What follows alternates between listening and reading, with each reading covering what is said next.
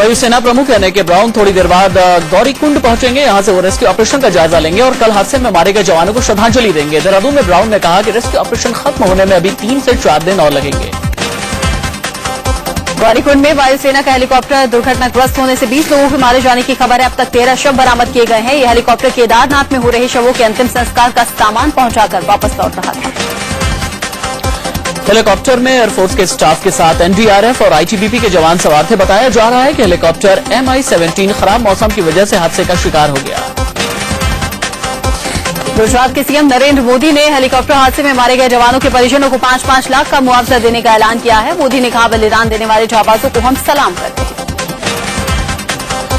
उत्तराखंड में अभी भी करीब 9,000 लोग आपदा प्रभावित इलाकों में फंसे हुए हैं। प्रभावित इलाकों में कई जगह मौसम साफ होने से रेस्क्यू ऑपरेशन शुरू कर दिया गया है। मौसम विभाग ने आज भी बारिश की आशंका जताई है।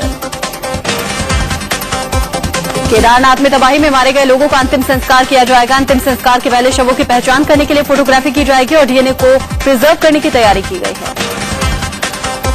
केदारनाथ से 127 और शव बरामद होने के साथ आपदा में मरने वालों की आधिकारिक संख्या बढ़कर 807 हो गई है। खराब मौसम में भी सेना आईटीबीपी जवानों का रेस्क्यू ऑपरेशन जारी है। बद्रीनाथ से लौट रहे श्रद्धालुओं का दावा है कि अभी भी वहां करीब 4,000 लोग फंसे हुए हैं। कल यहां से कई लोगों को हेलीकॉप्टर के जरिए देहरादून पहुंचाया गया। उत्तराखंड में मौसम की आंख मिचौली जारी है। देहरादून में फिर से बारिश हुई है, जिससे फिर से हेलीकॉप्टरों को उड़ान भरने में दिक्कत हो रही है। गुप्तकाशी में एक बार फिर से बारिश शुरू हो गई है। कुछ देर पहले यहां तक मौसम साफ हो गया था, लेकिन अचानक शुरू हुई बारिश ने फिर से रेस्क्यू पर ब्रेक लगा दिया है। गुप्तकाशी में सेना ने रेस्क्यू ऑपरेशन खत्म होने की बात कही है, लेकिन लोगों का दावा है कि अभी भी कई लोग लापता हैं। उनके परिजनों को उम्मीद है कि उनके लोग जरूर वापस आएंगे। गुप्तकाशी में एनडीआरएफ और स्थानीय पुलिस ने 1 करोड़ 10 लाख की वो नकदी बरामद कर ली है जो केदारनाथ और गौरीकुंड में एसबीआई की 2 शाखाओं से लूटे गए थे। बैंक का यह पैसा तबाही के सैलाब में बह गया था। राहुल गांधी के उत्तराखंड दौरे पर बवाल मच गया है। सवाल उठ रहा है कि नरेंद्र मोदी को प्रभावित इलाकों में जाने से रोका गया, तो फिर राहुल गांधी को कैसे इजाजत दे दी गई। केंद्रीय गृह मंत्री सुशील कुमार शिंदे ने फिर कहा है कि प्रभावित इलाकों में वीवीआईपी के जाने से राहत बचाव कार्य में दिक्कतें आती हैं, लेकिन राहुल के मामले पर वो कुछ नहीं बोले। राहुल गांधी के दौरे को सपा नेता रामगोपाल यादव ने पिकनिक करार दिया, तो कांग्रेस तिलमिला उठी। कांग्रेस प्रवक्ता रेणुका चौधरी ने कहा कि राहुल उत्तराखंड पिकनिक मनाने नहीं बल्कि लोगों की मदद के लिए गए थे। बीजेपी के राष्ट्रीय अध्यक्ष राजनाथ सिंह ने आरोप लगाया है कि उत्तराखंड त्रासदी पर कांग्रेस सियासत कर रही है। राजनाथ ने सवाल उठाया कि जब कोई मदद के लिए हाथ बढ़ाता है तो उसे नकार क्यों दिया जाता है।